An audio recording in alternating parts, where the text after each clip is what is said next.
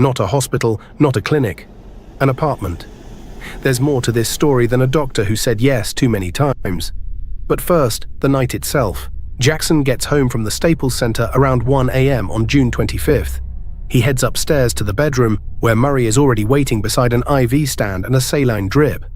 There's no pulse oximeter in the room, no blood pressure cuff, no EKG, nothing that would alert Murray if Jackson's breathing slows or his heart stops.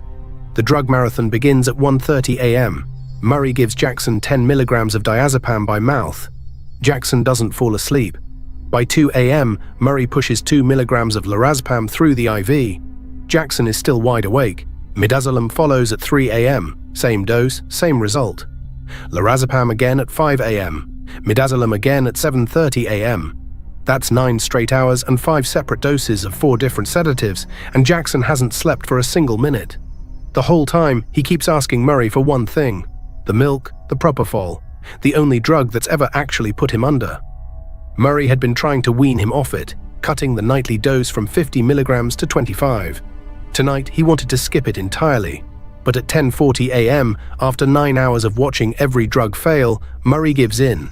He pushes 25 milligrams of propofol mixed with lidocaine into the IV. Within minutes, Jackson is asleep, and Murray doesn't attach a single monitor to his body. What he didn't know was that this would be the last decision he'd ever make as a licensed physician. Murray later tells investigators that he stepped away from the bedside around 10:50 a.m. to use the bathroom. He says he was gone for about 2 minutes. But then his phone records tell a different story.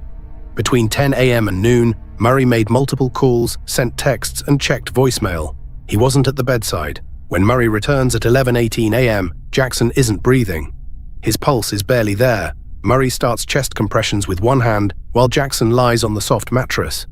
Both wrong. CPR needs 2 hands on a hard surface, and yet Murray still doesn't call 911.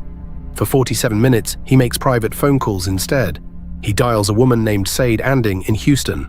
About 6 minutes into the conversation, she hears coughing and mumbling on Murray's end before the line goes quiet. At 12:05 p.m., nearly an hour after finding Jackson unresponsive, Murray finally yells downstairs for help. Security guard Alberto Alvarez reaches the bedroom. Jackson's skin is gray and cold, but before anyone calls an ambulance, Murray does something else first. He turns to Alvarez with a handful of medicine vials and says, "Put these in a bag." He points to an IV bag on the stand and tells Alvarez to take it down.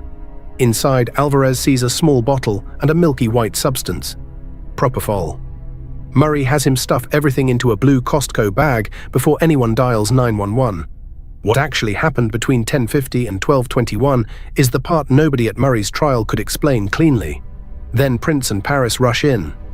Paris screams for her father. At 12:21 p.m., 82 minutes after Murray says he found Jackson not breathing, Alvarez finally picks up a phone and calls 911. Paramedics from LA Fire Station 71 arrive 5 minutes later at 12:26 p.m. Lead paramedic Richard Seneff walks into the bedroom and immediately knows something is wrong. Jackson's skin is cool, his eyes are open and dry, pupils fully dilated. When they connect the EKG leads, the screen flatlines. Murray tells Seneff he's been treating Jackson for dehydration, that he gave lorazepam for sleep and nothing else. He doesn't mention propofol. What Seneff doesn't know yet is that every word Murray just told him is a lie. The paramedic team works on Jackson for 42 minutes inside the house. They want to pronounce him dead right there, but Murray refuses and insists on transport to the hospital. While the stretcher is prepared, Seneff catches Murray near the bed with a white trash bag, picking up items from the dark carpet. At 1:07 p.m., Jackson is loaded into the ambulance with Murray alongside.